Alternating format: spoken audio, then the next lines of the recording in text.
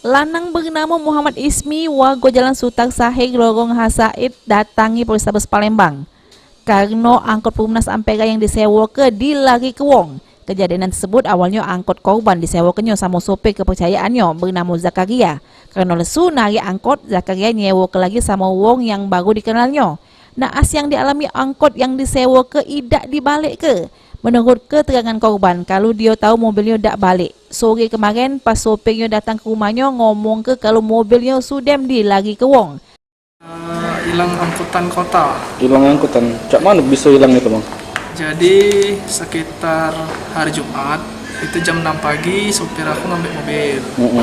Tiba-tiba sekitar jam 3 sore dia datang ke rumah ngomongin mobil itu hilang. Hilang katanya? Ya hilang, katanya dibawa uang lain.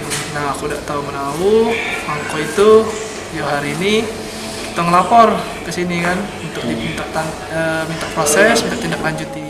Atas kejadian tersebut, korban mengalami kerugian 180 juta rupiah.